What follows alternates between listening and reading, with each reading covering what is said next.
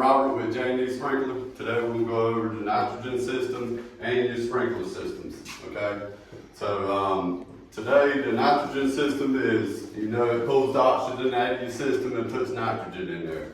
Once the system is drained down, it gets full of oxygen, and this works. It takes about 3 weeks for it to actually reach its designated nitrogen location, okay? I didn't bring it in, but I do have the gauge for you guys that I'll leave on site that'll go to the end of the system and you can check it. But this should do its job by itself. It just takes a long time to purge all the oxygen out and put nitrogen in there, okay? So if you hear the generator running a couple of weeks, don't mind it, it's doing its job. 5, 6 weeks still running, you need to call somebody and let us come out here and investigate, okay? All right, so here's your dry system. This is what your nitrogen system is going to. It's feeding your whole canopy out front. It's a basic dry system. It's the DPD1. It ain't hard to reset. It's actually my favorite valve when it comes to a dry system. Okay, you got signs for everything. This is your main control valve.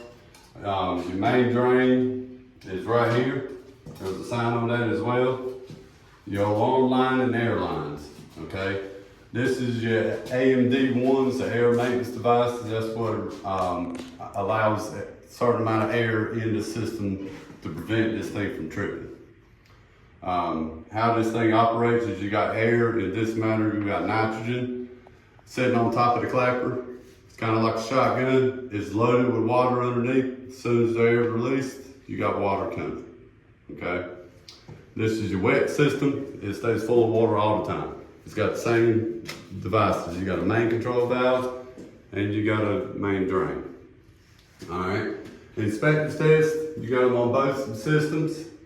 This is the test that we'll use. You can't use it for a drain, but when we come out to do our inspection, we open this valve to operate our flow switch and make sure it's operating correctly, okay?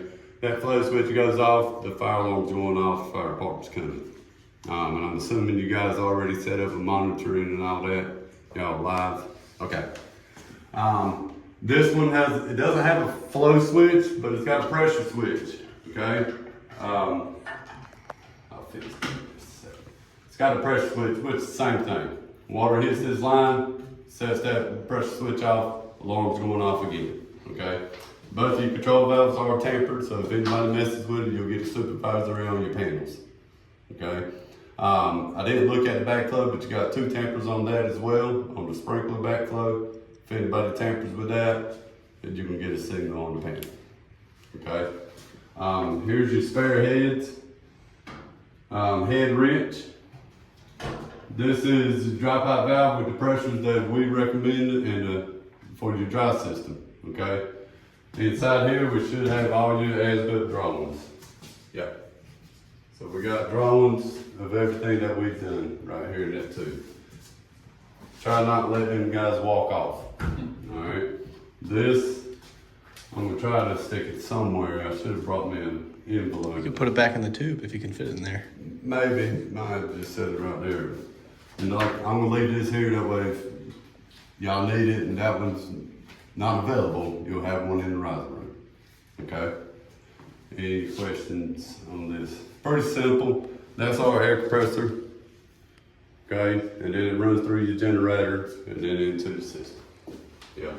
You got a purger on the end of it that releases until it's where it needs to be, okay? Nitrogen is a good thing. Like I said, there's a filter inside that needs to be changed, I think every 1,000 hours or 1 year, okay? So, that's pretty much wraps it up, guys. Got any questions?